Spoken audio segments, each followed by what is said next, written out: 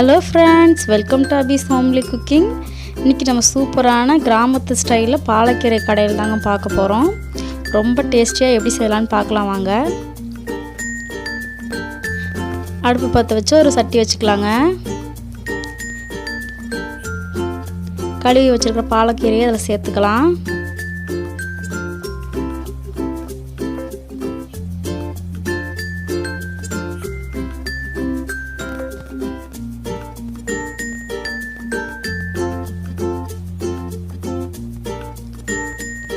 தேவையான அளவு உப்பு சேர்த்துக்கலாங்க. தண்ணி சேர்த்துக்கலாம். தண்ணி கொஞ்சமாகவே ஊற்றுங்க. ஒரு 1/4 கிலோ தக்காளி கழுவி கட் பண்ணி வச்சுருக்கேங்க, அதையும் சேர்த்துக்கலாம்.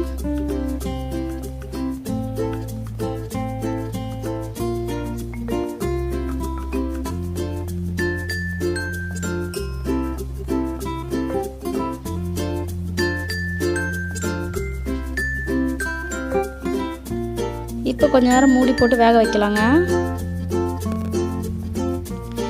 இப்போ ஒரு 4 பச்சை மிளகாய் சேர்த்துக்கலாங்க. காரத்துக்கு ஏற்ற மாதிரி சேர்த்துக்குங்க.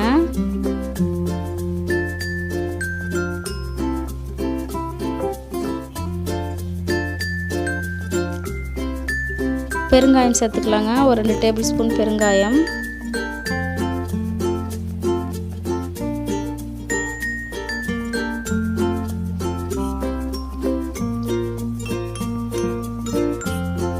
இப்போ பாருங்கள், கீரை வெந்துருச்சான்னு பார்ப்போம்.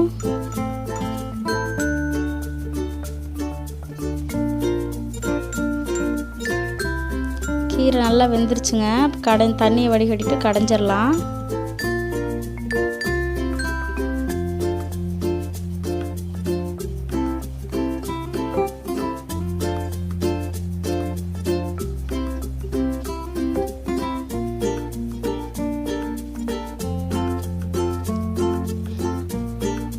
வேறு சட்டிக்கு மாற்றியாச்சுங்க. கடையிற சட்டிக்கு கொஞ்சம் கொஞ்சமாக அதில் சேர்த்து கடைஞ்சிக்கலாம்.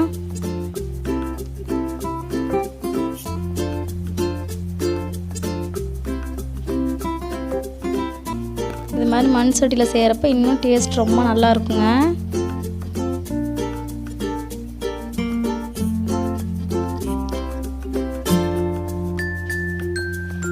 பாருங்கள், ஒரு பகுதி கடைஞ்சாச்சு, இன்னும் கொஞ்சம் இருக்குது.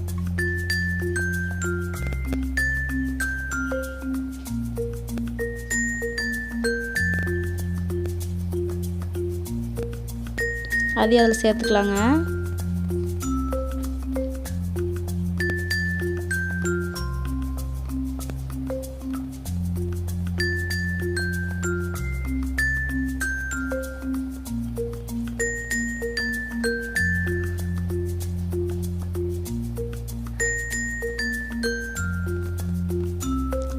அதையும் சேர்த்து நல்லா கடைஞ்சிக்கலாம்.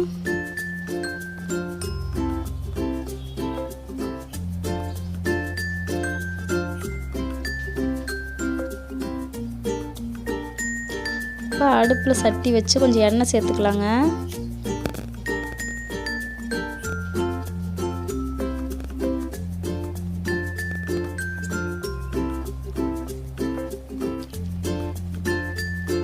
வரமிளகாய் சேர்த்துக்கலாங்க. ஒரு 10 வரமிளகாய் எடுத்துருக்கேன். உங்கள் காரத்துக்கு தகுந்த மாதிரி எடுத்துக்கோங்க. நம்ம ஏற்கனவே பச்சை மிளகாய் சேர்த்துருக்கோம், அதை பார்த்துக்கிட்டு சேர்த்துக்கலாம்.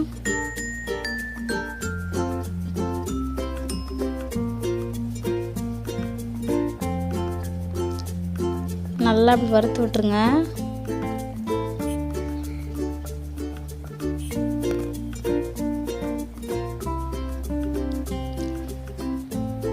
பூண்டு, கொத்தமல்லி தழை, பூண்டு தட்டி வச்சுருக்குங்க, அது இது சேர்த்துக்கலாம். கொஞ்சமாக கொத்தமல்லி தழை வாசத்துக்காக.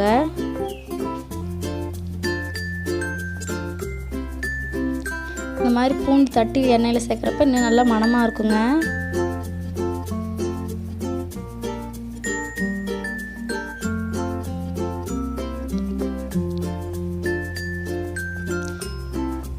இது இப்போ நம்ம கடைஞ்சி வச்சுருக்கிற கீரையில் சேர்த்துக்கலாங்க.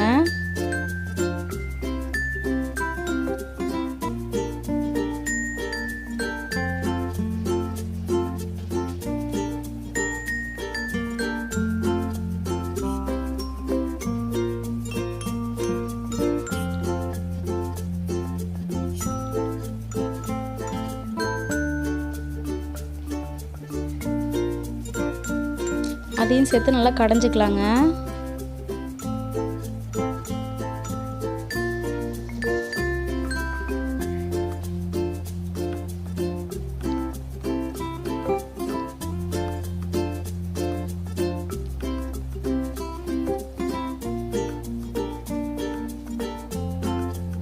பாருங்க நல்லா கடைஞ்சாச்சு. இப்போ திருப்பி சட்டி வச்சு எண்ணெய் சேர்த்துக்கலாங்க.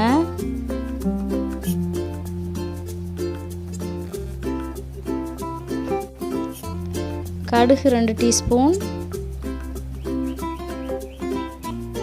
கடுகு நல்லா பொரியட்டுங்க. கடுகு நல்லா பொரிஞ்சிருச்சு. பெரிய வெங்காயம் கட் பண்ணி வச்சுருக்கோங்க, அதையும் சேர்த்துக்கலாம். நீங்கள் சின்ன வெங்காயம் யூஸ் பண்ணுறதுனால பண்ணிக்கலாம், அதுவும் டேஸ்ட்டாக தான் இருக்கும்.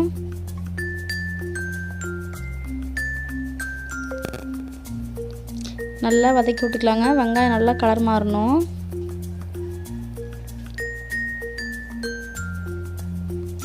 பாருங்கள் வெங்காயம் நல்லா வதங்கிருச்சு.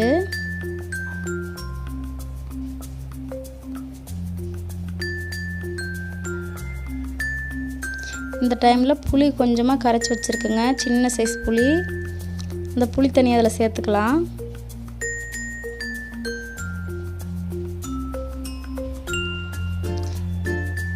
நல்லா அதை கலந்து விட்டு கொஞ்சம் கொதிக்க வைக்கலாங்க.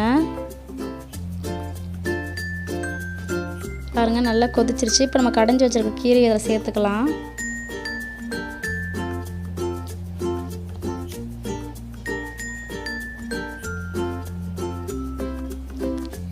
இது மாதிரி ட்ரை பண்ணி பாருங்கள், ரொம்ப டேஸ்டியாக இருக்குங்க கீரை கடையில்.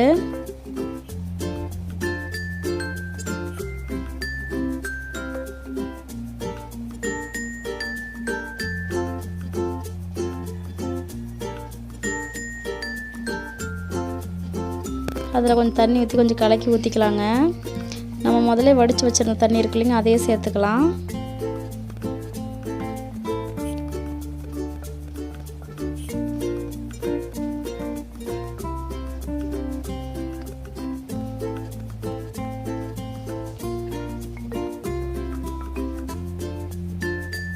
இப்போ பாருங்கள் நமக்கு சூப்பரான கீரை கடையில் ரெடி ஆயிடுச்சுங்க.